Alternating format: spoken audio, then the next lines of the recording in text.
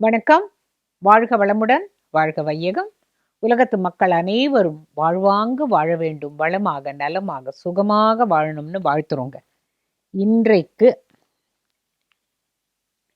எதை பற்றி நான் பேச வேண்டும்? சேஷாத்ரி சுவாமிகள். மகான்களுடைய செய்கைகள்லாம் நமக்கு உண்மையில புரியவே புரியாது. ஏன் இப்படி சொல்றேன் அப்படின்னு கேட்டா, நாமெல்லாம் சாதாரண மனிதர்கள். ஆனா அவர்கள் எல்லாம் மகான்கள். அதுவும் நம்மளுடைய இந்திய நாட்டுல என்ன பெருமை ஜாஸ்தி அப்படின்னு கேட்டா, புனிதமான நீர், அதாவது புனிதமான நதிகள், புனிதமான மகான்கள் நிறைந்தவர்கள். தவிர கலை ஒரு எல்லா ஊரையும் விட கலைகளிலும் சிறந்தது. இந்த மகான்கள்னு சொல்ற பொழுது வழுவூரில் பிறந்தவர் சேஷாதிரி சுவாமிகள். திருவண்ணாமலையை தன்னுடைய இருப்பிடமாக தேர்ந்தெடுத்து கொண்டார். ஒரு நாளைக்கு ஒரு சவ ஊர்வலம் போச்சாம். அவரும் அந்த சவ ஊர்வலத்தோட கலந்துட்டு கொஞ்சம் தூரம் அப்படி போனாராம். அங்க போன இடத்துல பந்தல் போட்டிருந்துதான். என்னடான்னு பார்த்தா அந்த வீட்டுல திருமணம். நேர திருமண வீட்டுக்குள்ள போயிட்டார். எல்லாரும் இல்ல, சவ ஊர்வலத்துல கலந்துக்கிட்டு ஸ்நானம் பண்ணாம இந்த மாதிரி ஒரு திருமண வீட்டுக்கு போகலாமா அப்படின்னு சொல்லிட்டு அவரை பிடிக்கடா, என்னடா பைத்தியக்காரனா இருக்கான் அப்படின்னு எல்லாரும் சத்தம் போட்டிருக்கிறாங்க. இவர் நேர உள்ள போனவர் அந்த பையன் பொண்ணு எல்லாரையும் ஒரு தாண்டிக்கிட்டு உள்ள போய் சமையல் அறையில போய் சாம்பார் கொதிச்சுக்கிட்டு இருந்ததாம். அதை அப்படியே தரையில கொட்டி விட்டு வெளில வந்துட்டார். என்னடான்னு பார்த்தா அந்த சாம்பார் அடுக்குல ஒரு சின்ன பாம்பு குட்டி, நல்ல பாம்பு குட்டி இருந்திருக்கு. அது எப்படி விழுந்தது, உத்தரத்துலேருந்து விழுந்ததா, எப்படி விழுந்ததுன்னு தெரியல. அப்புறமா எல்லாரும் இவரை தேடு தேடு தேடு தேடுன்னு தேடி வந்து விழுந்தவர் காலில் மன்னிப்பு கேட்டாங்களாம். ஐயா, நீங்க மட்டும் இந்த மாதிரி இதை கவுத்து விடலைன்னாக்கா இன்னைக்கு எல்லாரும் இல்லை செத்து போயிருப்பாங்க அப்படின்னு அப்புறமா சொன்னாங்க. ஆனா முதல்ல என்ன சொன்னாங்க? பைத்தியக்காரன் அப்படின்னு சொன்னாங்க. அந்த சேஷாதிரி சுவாமிகளுக்கு தங்கக்கை சுவாமிகள்னு பேர். தொட்டது துலங்கும் அப்படிம்பாங்களே, தொட்டது துலங்கக்கூடிய கை. இவர் யாருக்கு குருவாக இருந்தார் அப்படின்னு கேட்டா, வள்ளிமலை சுவாமிகள்னு ஒருத்தர். வள்ளிமலை சுவாமிகளுடைய இயற்பெயர் அர்த்தநாரி. அவருக்கு கல்யாணம் ஆச்சு, குழந்தைகள்லாம் பிறந்தது, குழந்தைகள்லாம் இறந்தது. அவருக்கு எதுலையுமே நாட்டம் இல்லாம ஒரு ஒரு காலகட்டத்துக்கு மேல எனக்கு ஒண்ணுமே பிடிக்கலையே, நான் துறவரம் ஏத்துக்கிறேனே, நான் துறவரம் ஏத்துக்கிறேனே அப்படின்ன பொழுது, சரி துறவரம் ஏத்துக்கணும்னா எங்க போகணும்? திருவண்ணாமலை போலாம் அப்படின்னுட்டு திருவண்ணாமலைக்கு வந்தார். அங்க அவருடைய மகள், மகன் எல்லாரும், மனைவி எல்லாரும் எங்கேயோ ஒரு வீட்டுல வேலை பார்த்துட்டு இருந்தாங்க. இவர் என்ன பண்ணாரு? ஒரு மண்டபத்துக்கு போய் உட்கார்ந்துக்கிட்டார். அவருக்கு தீராத வயித்து வலி வந்துருச்சு. அதனால இவங்கள்ட்டையும் சொல்ல முடியல, நான் துறவரம் ஏத்துக்கணுங்கிறேன், இப்படி ஒரு வயித்த வலிக்குதே அப்படின்ன பொழுது அங்க ஒரு மண்டபத்துல உட்கார்ந்திருந்த போது ஒருவர் அங்கேருந்து வந்தார். நீ பழனிக்கு போ, பழனி முருகனுடைய அபிஷேக தீர்த்தத்தை நீ உட்கொண்டால் உனக்கு வயிற்று வலி எல்லாம் சரியாகும்னு சொன்னாராம். சரின்னு இவர் பழனி மலைக்கு போய் அங்க நிறைய திருப்புகழ் காதுல விழுந்தது. அப்ப யாரையோ கூப்பிட்டு கேட்டாரு, நான் இந்த வயிற்று வலி தீர்ற வரைக்கும் முருகனுடைய அபிஷேக தீர்த்தம் சாப்பிடணும், நான் இந்த மண்டபத்துல தான் இருக்க போறேன், இது யாரு, என்ன பாட்டு அப்படின்ன போது அருணகிரிநாதருடைய பாடல்கள் ரொம்ப அழகா இருக்கும்னு உடனே அவர் கத்துக்கிட்டாராம். இவ்வளவு அழகான தமிழ் பாடல்கள் இருக்கான்னு சொல்லிட்டு அதெல்லாம் கத்துக்கிட்டாராம். கத்துக்கிட்டு திடீர்னு ஒரு நாளைக்கு அந்த வயிற்று வலி மாயமா போச்சு. அப்ப நான் இப்ப திருவண்ணாமலைக்கு போகணும்னு சொல்லி உத்தரவு வாங்கிக்கிட்டு திருவண்ணாமலைக்கு வந்தேன். வந்த இடத்துல ரமண மகரிஷிகளை பார்த்த உடனே, ஆஹா, இந்த இடம்தான் எனக்கு, நான் இங்கேதான் இருக்க போறேன், இவர்கிட்ட நான் உபதேசம் வாங்கிக்கணும் அப்படின்னு நினைச்சு அங்கேயே இருந்தாராம். அப்படி ஒன்றும் ரமண மகரிஷிகள் யாரான்னு போன உடனே இங்க வா உட்காரு, நான் உனக்கு உபதேசம் பண்றேன்லாம் சொல்ல மாட்டார். எல்லாத்துக்கும் குரு அருள் வேணும், அதுக்கு அந்த திருவருளும் வேணும். எல்லாருக்கும் எல்லாம் கிடைச்சிடாது, நாட்டம் இருக்கலாம். நம்மளா ஒரு குருவை தேடிட்டு போவோம், ஆனா அது கிடைக்க மாட்டாரு. ஆனா குருவா திடீர்னு வருவாரு நமக்கு வாழ்க்கையில. இதெல்லாம் இந்த இந்த நிறைய கதைகள் கேட்கிற போது நமக்கு தெரியும். குரு என்பவர் நீ தேடி போக வேண்டும், ஆனா நீ தேடி போனா அவர் கிடைச்சிட மாட்டார், உனக்கு கிடைக்கணும்னா தான் அவர் கிடைப்பார். அப்போ ஒரு நாளைக்கு இவர் ரமண மகரிஷிகள் கிட்ட உட்கார்ந்து இருந்த போது, நீ கீழே போ, நீ அடிவாரத்துக்கு போ போ போ போன்னு அவரை விரட்டினாராம். அந்த சொன்ன வாக்கு, நான் என்ன தப்பு பண்ணினேன்னு, நீ நீ நீ அடிவாரத்துக்கு போயேன், போ போ போன்ட்டாராம்.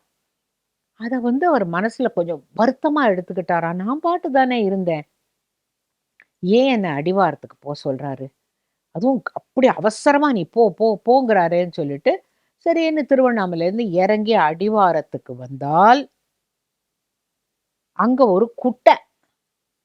அந்த குட்டையில ஊறிக்கிட்டு கிடக்கு ஒரு எரும மாடு. அந்த எரும மாட்டை எருக்கி கட்டி பிடிச்சுக்கிட்டு சேஷாதிரி சுவாமிகள் ஏதோ பேசிக்கிட்டு இருக்கிறாரு.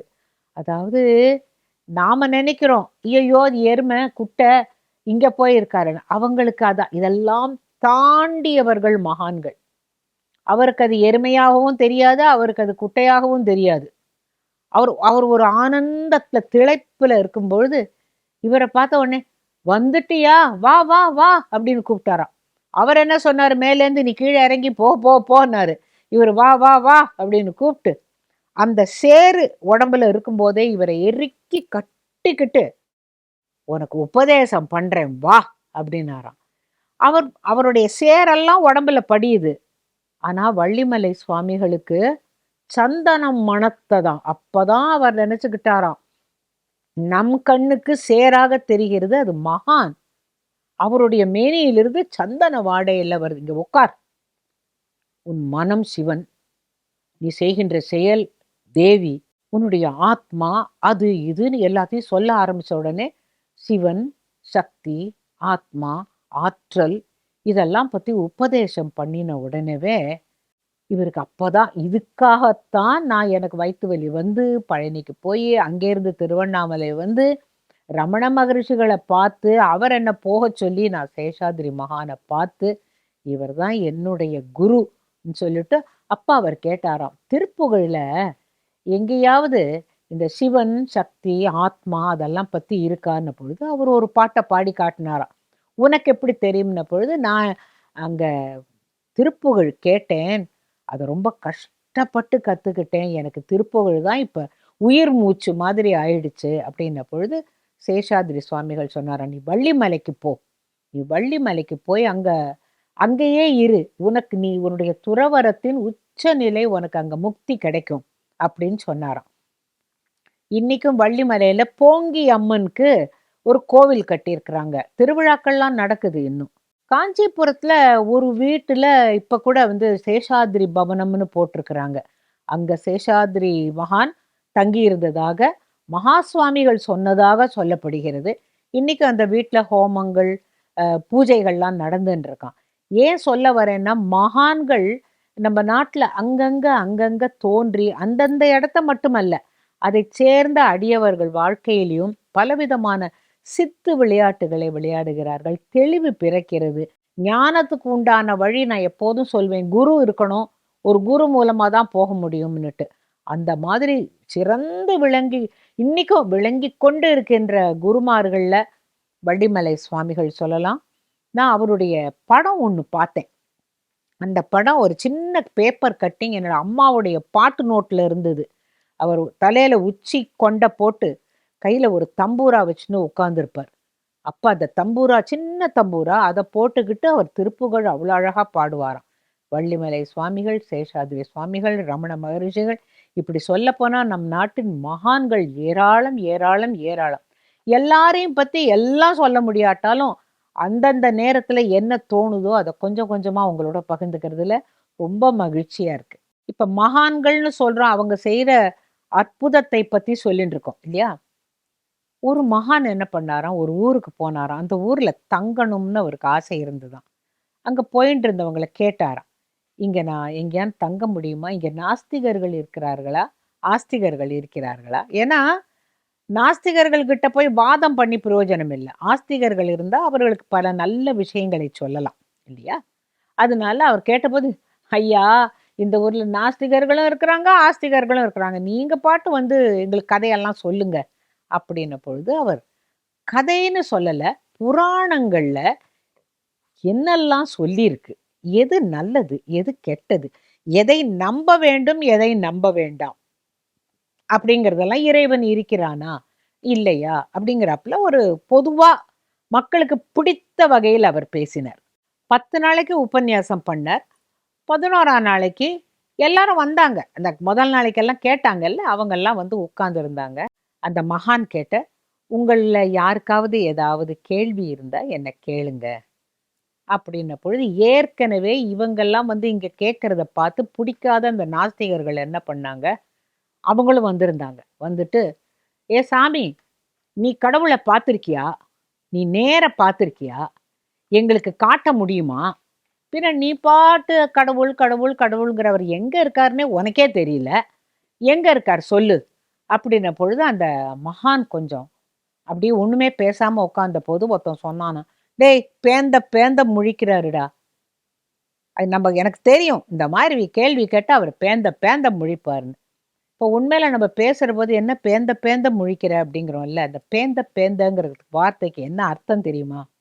பயந்த மொழி. பயந்த பயந்த மொழி தான் பேந்த பேந்த மொழியா மாறிடுச்சு.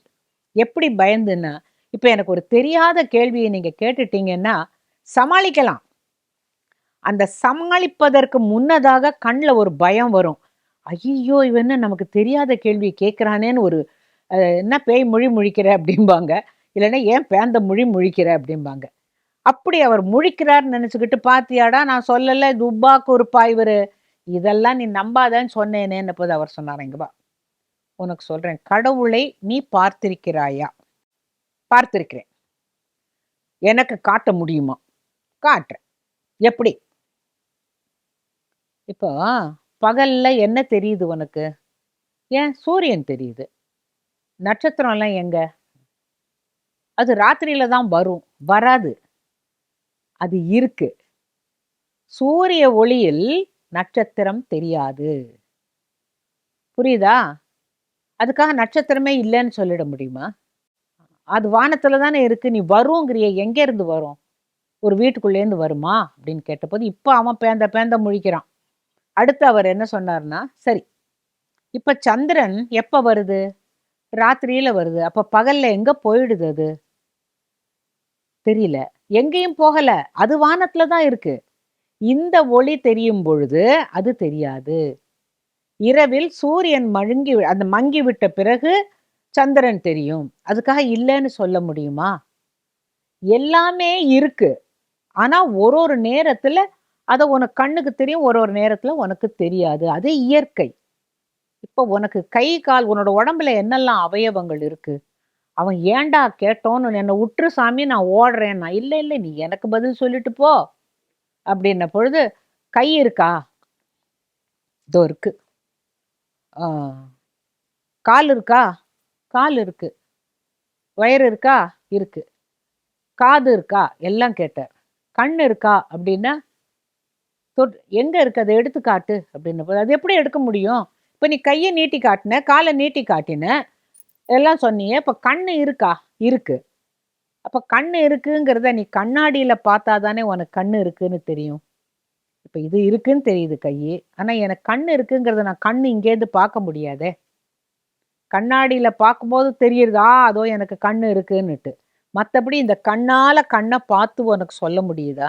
அதுக்காக கண்ணே இல்லன்னு சொல்லிடுவியா?" உடனே, "ஆமா, நீங்க சொல்றது நியாயம் தான். அப்ப கண்ணாடியில தெரியுதே அது" அப்படின்ன பொழுது, அது இந்த கண்ணோட பிம்பம். இப்ப கோவில்லலாம் சாமி இருக்குல்ல, உருவம் இருக்குல்ல, அது அந்த இறைவனுடைய பிம்பம். நீ அவன போய் பார்க்க முடியாது. அவன் அங்க இருக்கான், எப்படி இருக்கான்னு தெரியாது. உன்னால இந்த சரீரத்தோட போய் பார்க்க முடியாதுங்கிறதுக்காக, உனக்கு புரிய வைப்பதற்காக கோவில்களில் அர்ச்சாவதாரம்னு சொல்வாங்களே, கோவில்கள்லயும், அந்த சிலைகள்லயும் அந்த இறைவனை எப்படி இருக்கிறானோ, அதை யார் பார்த்தார்களோ, அவர்கள் எப்படி பாடினார்களோ, அதை அப்படியே ஒரு சிற்பி வடிச்சு அங்க வைக்கிறான். நீ அத தெய்வமா கும்பிடுற. அதுக்காக தெய்வம் இல்லன்னு நீ சொல்லிடவே முடியாது. அது கல் என்றோ, மண் என்றோ, மரம் என்றோ சொல்ல முடியாது. இப்போ உன்னுடைய அப்பாவை நீ கும்பிடுறன்னு வச்சுக்க. அவன் "நிஜமா சொல்றேங்க. ஐயோ! நான் தெரியாத்தனமா உங்கள்ட்ட கேள்வி கேட்டுட்டேன்." "இல்ல, இல்ல. உனக்கு தெளிவு பண்ணித்தான் ஆகணும். உங்க வீட்ல சாமி படம் இருக்கு. உங்க அப்பா படம் இருக்கு வச்சுக்கோ. நீ நாஸ்திகன். நான் சாமி படத்தெல்லாம் நம்ப மாட்டேன். அத தூன்னு துப்புனா துப்பிடுவேன்." உங்க அப்பா படத்தையும் பக்கத்திலே வைப்போம். தூணு துப்புனா துப்புவியானா? அது எப்படிங்க துப்ப முடியும்? அது எங்க அப்பா படம். அது உங்க அப்பா படம் தானே, உங்க அப்பா இல்லையே! அவனுக்கு புரியல. அப்பா படத்த நான் எப்படி அவமரியாதைப்படுத்துவேன்? அப்ப உலகத்துக்கே அப்பா இவரு, இவர் மேல துப்புவியா நீன்னு கேட்டபோது, அவர் உலகத்துக்கே அப்பான்னு எப்படி? இவர் என்னை பெற்றவர்ன்னு. அவன் பெத்து எல்லாரையும் இங்க பூலோகத்துல உருவாக்கலன்னா, நீ இருக்கவே மாட்டியேப்பா! உங்க அப்பா, அம்மா அதுக்கு ஒரு காரணமே தவிர, இயற்கைங்கிறது தெய்வம். தெய்வம் இயற்கையில எல்லா உயிர்களும் தழைக்க வேண்டும், குடும்பம் தழைக்க வேண்டும், படிப்படியாக வளரணுங்கிறதுக்காக வச்சது தானே இது. நீ உங்க அப்பா மேல துப்ப மாட்டேங்கிற படத்துல. அவர் செத்து போய் 50 வருஷம் ஆகுது. ஆனா, இவன் அனாதி காலமா இருந்துட்டு இருக்கான் இந்த தெய்வத்தோட படங்கள். அதுல நான் துப்புவேன். எனக்கு ஒண்ணும் இது இல்லன்னு சொல்றியே! அப்ப இது பண்றதுன்னா, அது நீ பண்ணணும்ல. அப்படின்ன பொழுது, இப்ப அந்த ஆஸ்திகன் எழுந்து சொன்னான். ஐயா, நீங்க 10 நாள் இந்த விஷயத்தான் சொன்னீங்க. நம்பாதவன கூட நம்ப வைக்கின்ற பல விஷயங்கள் நடக்கிறதுன்னுட்டு. உங்கள சொன்னான் ஐயா. பேந்த பேந்த முழிக்கிறாரு பாரு இந்த ஆளு. நீங்கள்லாம் இவன் கால்ல போய் விழுந்தீங்களேன்னு, இப்ப இவன் பேந்த பேந்த முழிக்கிறான்ன பொழுது, ஊரே கைகொட்டி சிரித்ததாம். அப்ப மகான் சொன்னாராம், அவனை யாரும் எள்ளி நகையாட வேண்டாம். ஏன் தெரியுமா? அவன் என்னுடைய பிரதம சீடனாக கூட மாறி விடுவான். காரணம், ஒருத்தனுக்கு ஒண்ணு புரியாத வரைக்கும் தான் அதுல நம்பிக்கை இல்ல. புரிஞ்சிடுச்சுன்னா, ஆழ்ந்த நம்பிக்கை வந்துவிடும். அவன் ஐயா எனக்கு இனிமே எனக்கு நீங்க ஒண்ணுமே பேசாதீங்க. நான் உங்களுடைய சிஷ்யன் தான்னு கால்ல விழுந்து கும்பிட்டானாம். அதுக்காக அவர் முதல்ல அவன் கேள்வி கேட்டதுக்கும் அவன் மேல கோவிச்சுக்கல. அவன் இப்ப கால்ல விழுந்ததுக்காக அவர் சந்தோஷப்படல. அவங்க தான் மகான். இப்ப இதே நாமளா இருந்தோம்னாக்கா ஒண்ணொண்ணுக்கும் ரியாக்ஷன் குடுப்போம். இது பண்ணா, நீ அப்ப சொன்னியேன்னு கேட்போம். இப்படி கால்ல விழலன்னாக்கா, "பத்தியா உனக்கு என்ன சொன்னாலும் புரியலம்போம்." நாமெல்லாம் வேற, மகான்கள்ங்கிறது நம்ம எல்லாம் விட பல படிகள் உயர்ந்தவர்கள். அந்த ஆன்மீக வளர்ச்சியில் முதிர்ச்சி அடைந்தவர்கள். அவர் இறைவனுக்கு அடுத்தபடியா இருக்கிறாங்க. நம்பெல்லாம் எத்தனையோ படி கீழ இருக்கோம். நாமும் முயன்று இறைவனை நம்முள் தேடி, அந்த ஒரு ஆழ்ந்த யோக நிலையிலெல்லாம் இருந்தோம்னா, நமக்கும் கொஞ்சம் கொஞ்சமா தெளிவு வரும். யார் என்ன கேட்டாலும் பதில் சொல்றதுக்கான ஞானம் வரும். இல்லைங்களா? இப்ப இந்த மகான் அந்த நாஸ்திகனுக்கு புரிய வச்ச மாதிரி, ஒரு ராஜாவுக்கு விவேகானந்தர் புரிய வச்சாராம். அது என்ன வரலாறு அப்படின்னு கேட்டா, ராஜஸ்தான்ல ஆல்வார் அப்படின்னு ஒரு சமஸ்தானம் இருக்கு. அங்க ஒரு ராஜா ஆண்டுன்னு இருந்தானாம். அவன் வந்து விவேகானந்தரை பத்தி ரொம்ப கேள்விப்பட்டிருக்கான். அவர் சின்ன வயசுல எப்படி இருந்தாரு, அப்புறம் எப்படி ராமகிருஷ்ண பரமஹம்சர்ங்க இன்னும் மகான சந்திச்சார். முதல்லலாம் அவர் நம்பிக்கையே இல்லாம இருந்தார். ஒரு முறை நீங்க கடவுளை பார்த்திருக்கீங்களான்னு அவரை கேட்டு, அவர் ஆஹா பார்த்திருக்கேனே, எனக்கு காட்ட முடியுமான்ன பொழுது, அவர் அப்படியே கங்கைக்குள்ள அப்படியே அமுக்கி கொஞ்ச நேரம் பிடிச்சு வச்சுட்டு அப்படி விட்டபோது வெளில வந்து இப்போ அந்த நேரத்துல என்ன நினைச்சேன்னு, எனக்கு உயிர் மூச்சு தான் முக்கியம் தோணுது. அதுதான் கடவுள். உயிர் மூச்சு தான் கடவுள் புரிஞ்சுக்கோ அப்படின்னு சொன்னதுக்கு அப்புறம் அவருடைய பெரிய சீடனா போய் அவருடைய அறிவுரைகள், அவருடைய கருத்துக்கள் எல்லாத்தையும் எல்லா இடத்துலயும் சொல்ல ஆரம்பிச்சார். அப்படி சொல்லும் பொழுதுதான் இவர் வெளிநாட்டுக்கு போன பொழுது அங்க இருக்கிற மக்களை நாமெல்லாம் என்ன சொல்லுவோம்? அவங்கெல்லாம் எப்படி ஆரம்பிப்பாங்க? லேடீஸ் அண்ட் ஜென்டில்மேன் அப்படிம்பாங்க. நம்ம ஊர்ல தாய்மார்களே, பெரியோர்களே அப்படின்னு சொல்லுவோம் இல்லையா? அவங்க அதுவரைக்கும் லேடீஸ் அண்ட் ஜென்டில்மேன் தான் யாரும் ஒரு பேச்ச ஆரம்பிப்பாங்க. ஆனா உலக அளவுல எல்லாரையும் பிரதர்ஸ் அண்ட் சிஸ்டர்ஸ் அப்படின்னு அட்ரஸ் பண்ண உடனே, அங்க இருக்கிற மக்கள்லாம் நெகிழ்ந்து போயிட்டாங்களாம். அதுக்கப்புறம் அவர் ரொம்ப பாப்புலரா போயிட்டாரு. காரணம், இப்படி யாருமே பேசினது இல்ல அப்படின்ட்டு. அவ்வளோ நல்லா பேசுவாரு. இவர வந்து ரொம்ப கேள்விப்பட்டு அந்த ஆழ்வார்ங்கிற ஊர்ல இருக்கிற அந்த ராஜா, இவர வரவழைச்சு ரொம்ப மரியாதை பண்ணி அ பேசிட்டு இருந்தாராம். அப்ப இவர் சொன்னாராம், "இந்த உருவ வழிபாட்டுலலாம் எனக்கு நம்பிக்கையே இல்ல. நீங்க அத வந்து ராமகிருஷ்ண பரமஹம்சர் வந்து பவதாரிணி மாதா வச்சு கும்பிடுறாரு. காளிங்கிறோம் கையில கத்தி வச்சுன்ருக்கு. அ பல ஆயுதங்கள்லாம் வச்சுன்ருக்கு. எல்லா சாமியும் ஏன் இப்படி கும்பிடணும்? அதெல்லாம் கல்லுல உயிரே கிடையாதே! அப்புறம் ஏன் அத போய் கும்பிடுறோம்? விக்கிரகங்கள்னு நீங்க சொல்றீங்க. உலோகத்தால் ஆன சுவாமி எல்லாம் சொல்றீங்க. அதெல்லாம் தேவையா? அதெல்லாம் எனக்கு நம்பிக்கையே இல்லையே!" அப்படின்ன பொழுது, இதுக்கு நீங்க விளக்கம் சொல்ல முடியுமா? அப்ப விவேகானந்தர் பார்த்தாராம். அ கொஞ்ச நேரம் கழிச்சு, இது இது இது யாரோட படம் இங்க மாட்டியிருக்கு? அப்படின்ன பொழுது, அது என்னுடைய தந்தையாருடைய படம். "ஓ! பெரிய வீரரோ?" அப்படின்னு கேட்டபோது, "ஆமாம். எங்களுக்கு அந்த ஃபேமிலி உடை வாள் இருக்கு பாருங்க, வாள். அந்த வாளெல்லாம் வச்சுக்கிட்டு அவர் எவ்வளவு மெஜஸ்டிக்கா இருக்கிறார் பாருங்க. அவர் தான் இதுக்கு முன்னாலல்லாம் இந்த ஆழ்வார் அப்படிங்கிற இடத்த இவர் தான் ஆண்டுட்டு இருந்தாரு." அப்படின்ன பொழுது, திடீர்னு விவேகானந்தர் சொன்னாராம், "ச்சே! இந்த படம் இந்த அறையில அழகாகவே இல்ல. ரொம்ப அசிங்கமா இருக்கு. இந்த அறையையே ஒரு மாதிரி ரொம்ப அசிங்கமா காட்டுது. முதல்ல அந்த படத்த எடுத்து சுக்கு நூறா உடைச்சு குப்பை தொட்டியில போடுங்க." அப்படின்னு நான் எதிர்பார்க்கவே இல்ல அந்த ராஜா. "என்ன சொன்னீர்கள்ன்னு" ஆரம்பிச்சுட்டான். "அது எப்படி நீங்க அப்படி சொல்லலாம்? அது என்னோட அப்பா. என்னுடைய அப்பாவுடைய படம். நீங்க அத உடைச்சு குப்பை தொட்டியில போட சொல்றீங்க?" அப்படின்ன பொழுது, "அதுல உங்க அப்பா உயிர் இருக்கா? உயிரோட உங்க அப்பா அங்க இருக்காரா? அவர் செத்து போயாச்சுல்ல. அப்புறம் அந்த படத்துல என்ன இருக்காரு? உங்க அப்பா எங்க இருக்காரு? அவர் யாரோ ஒரு ஓவியன் வரைஞ்சிருக்கான். அவ்வளவுதானே. அது எப்படி நீ உன்னோட அப்பான்னு நீ சொல்லுவ? அ அது எப்படி நீங்க அத மறுக்க முடியும்?" அதே போல தான். நீ எப்படி சொல்லலாம்? இந்த சாமி கையில வாள் வச்சிருக்கிற, உங்க அப்பா கூட தான் வாள் வச்சிருக்கிறாரு. இந்த சாமி எல்லாம் இப்படியெல்லாம் நெஜமா? சும்மா கல்லு, மண்ணுன்னு இது வெறும் ஓவியம். அத ஒரு கண்ணாடி போட்டு ஒரு ஃப்ரேம்ல வச்சிருக்க. எடுத்து உடைச்சு எறியனோனே உனக்கு கோவம் வருதுல்ல. அப்ப நீ அத அப்பான்னு நம்புகிற பொழுது, நாங்கள் ஏன் இதை கடவுள்ன்னு நம்பக்கூடாது? சொல்லு அப்படின்னாராம். அப்பதான் அவனுக்கு தன்னோட அதாவது மமதையில பேசிடலாம். ஏய் சாமியே கிடையாதுன்னுட்டு. கடைசியில அவன் வந்து உள்ளுக்குள்ள இவ்வளோ தப்பு பண்றோமே! சாமி நம்மள தண்டிக்குமோன்னு எங்கேயோ ஒரு இதயத்தின் ஒரு ஓரத்துல ஒரு வலி வலிக்க தான் இருக்கும். என்னைக்காவது அவன் ரியலைஸ் பண்ணுவான், இல்ல ரியலைஸ் பண்ணலனாலும் அடுத்த ஜென்மத்திலயாவது ரியலைஸ் பண்ணுவான். ஆக மொத்தம் விவேகானந்தர் எவ்வளவு அழகா, அதுவும் ஒரு டிராமாட்டிக்கா பண்ணினார். இதுல குறிப்பா என்ன சொல்ல வரேன்னாக்க, தெய்வம் இருக்கிறது என்பதை நாம் மறுக்க வேண்டாம். ஏன்னா நம்மளுடைய வழி வழியாக முன்னோர்கள் திருநீறு வச்சு விட்டாங்க, குங்குமம் வச்சு விட்டாங்க, ஸ்ரீசூர்ணம் இட்டு விட்டாங்க. ஏனென்னா இதெல்லாம் அந்த தெய்வத்தோட அருள் உனக்கு இருக்கும் அப்படிங்கிறத எத்தனையோ காலம் காலமா நம்பி வந்திருக்கிறோம். அந்த நம்பிக்கை தான் நம்மளுடைய வாழ்க்கையை இன்றும் ஓட்டிக் கொண்டு இருக்கிறது.